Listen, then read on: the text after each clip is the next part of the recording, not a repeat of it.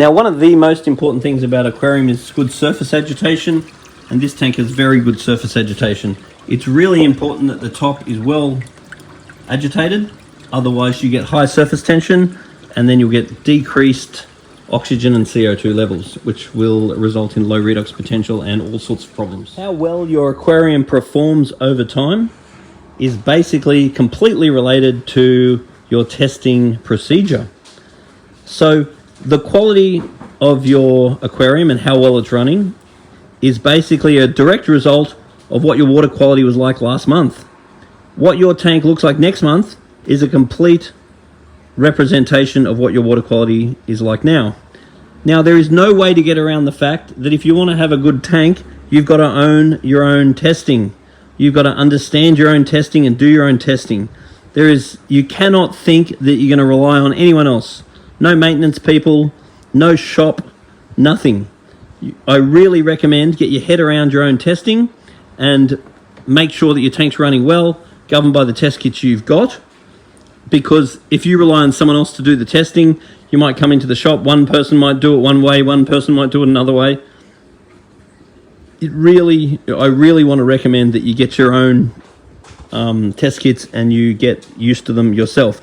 Now, this water quality is actually very good.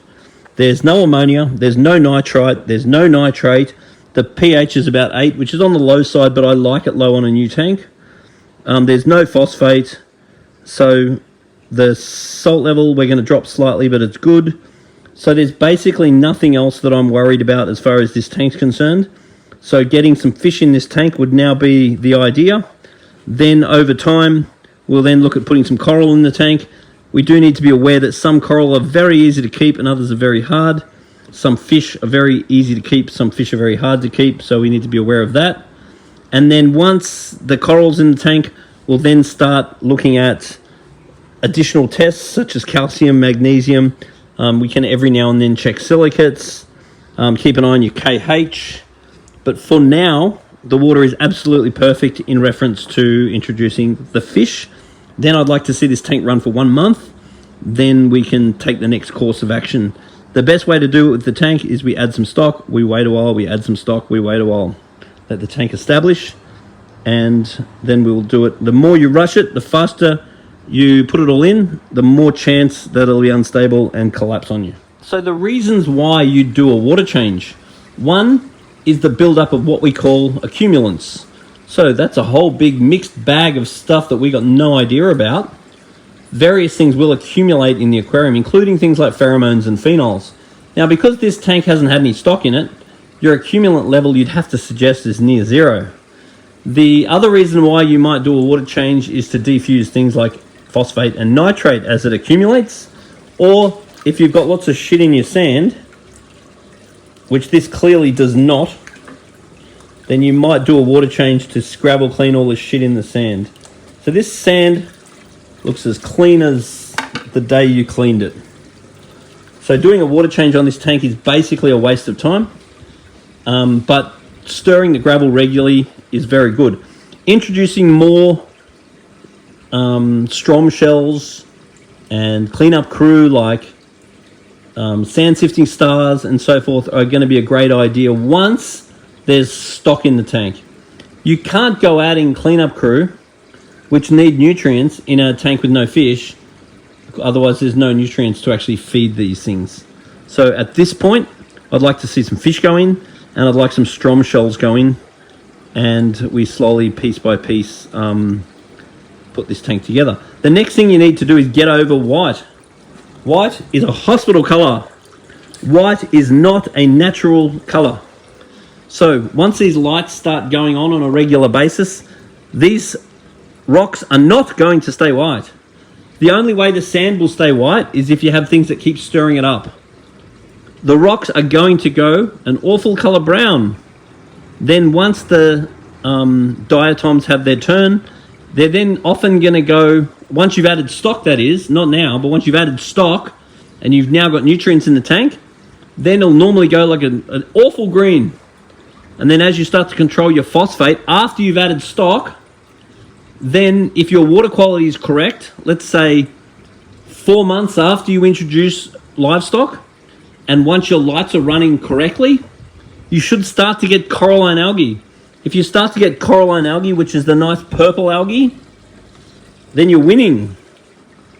If you start getting red slime, then that's not so good. So the rock will change color according to the water quality last month.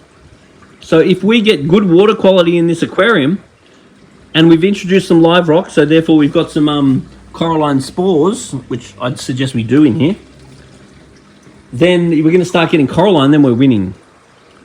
If we're not getting coralline, then we need to review what we're doing. Otherwise you see me going, and then I start talking. It only took me about a year to figure that out. Oh, really? Yeah. Stupid phone. Now, back in the old days, we were very, very concerned about where in the tank the corals were positioned. Back in those days, we were running lights like T5 and so forth. And therefore, if we had a shallow water coral, we'd really want it near the top. And then a deeper water coral, we'd really want near the bottom. Now, with the lights that are available now, the LED lights, they're so good that you can, providing that the lights are appropriately sized for the aquarium, you can sort of put them anywhere in the tank. That isn't strictly true, but it's nowhere near the emphasis that we used to have to put. Because in the old days when we just used fluoro, the highlight corals really needed to be near the top to survive. And then your lower light corals could go down towards the bottom. Now, to a degree, that is still true, but it's nowhere near as true as it used to be. Now, with these lights that we've got now that are so effective, you can put a coral anywhere in the tank and find that it actually thrives. Way more so than we used to. The other thing is shading. So you do need to be aware that a LED is a fairly point light source. So if it's getting shaded by something above it, then some corals can handle shading a lot better than others. So the long and short of it is you put the coral in. If it looks like it's doing what it should do, it's not getting too much flow, not enough flow, and it's opening up and it looks happy, and 3 weeks later it looks good, then you're probably okay. If on the other hand, you see the coral either not opening on one side, it might mean that somebody's aggressive to it, so maybe you need to move it.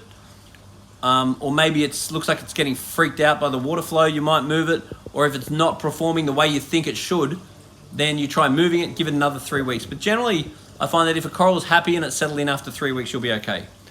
If you're suspect on the performance of the coral after 3 weeks, just think about trying it somewhere else. And you can use all sorts of theories to where you should move it to, but those theories aren't always accurate.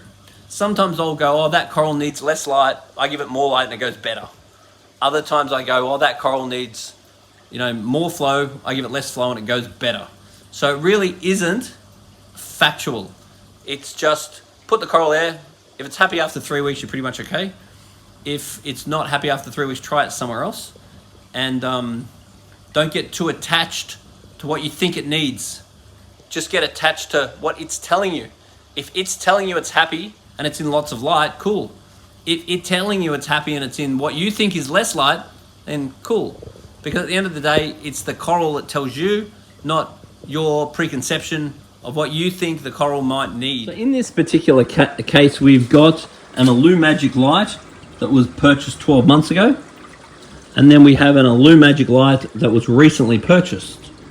Now, they are both running off the same app and they both have the same settings. This one is clearly brighter than that one. This is not something I really care about because ultimately corals come from different conditions. So the fact that that one is potentially looking bluer and that one whiter, or you could say that one more powerful or that one not powerful, without some sort of par meter to check this stuff, I don't think any of this would concern me whatsoever. I would just be aware that if you wanted a coral in a slightly bluer light, I'd put it that way. If I wanted coral in a brighter or whiter light, I'd put it that way. And just let the coral tell you whether it's happy with this situation or not. Now, the other thing is that the settings of the lights. So when I go online, I constantly see all these different fancy ass patterns and settings that people do on their lights, where they almost try to trademark some pattern as the ultimate color pop. And most of it's just a load of crap. So basically what happens is the sun comes up in the morning and most of the color reflects and blue penetrates. So you want the blue to come up first. Then the middle of the day, the penetration is very good. Therefore, I'd want a good 2 to 4 hours where these lights are on 100%. Then the light goes over in the afternoon and most of the colors reflect and the blue penetrates. So I'd want the blue to be stronger.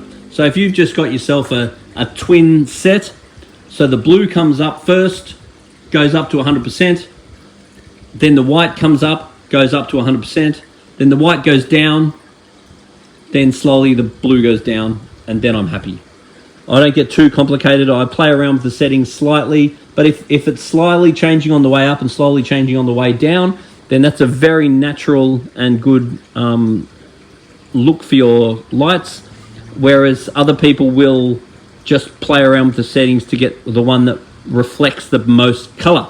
Now, I'm not a big fan of this, because just because it's reflecting the right color, that doesn't mean it's absorbing the right colors. So a lot of people buy these fancy ass lights and then turn them right down, turn the blues right up and try and make it look as colorful as possible. But just remember that the colors that the coral is reflecting, they are not absorbing. So the most important spectrums of the coral get absorbed, not reflected. So if you focus all your effort on what makes the corals pop and you're not paying attention to what spectrums the coral absorb, then that may not be the best interest of the coral, and you might find over the period of a year or a couple of years you might lose that coral. So I just keep it very simple, and if it's working, cool. If your corals are dying over a period of time, then just review this thought, because at the end of the day, corals want to grow, and if they're not growing, they're dying. So some people will come into me and they'll say, oh, my Gonioporas live for a year. And I'll say, no, your Gonioporas don't live for a year.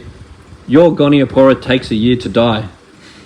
So that's the way they work. So if your corals are all thriving and they're all growing, then what you're doing is working. If your corals are slowly dying, even if it's taking 1 or 2 years for them to die, then you've got to play with what you're doing until your corals grow, because they should be outlasting you.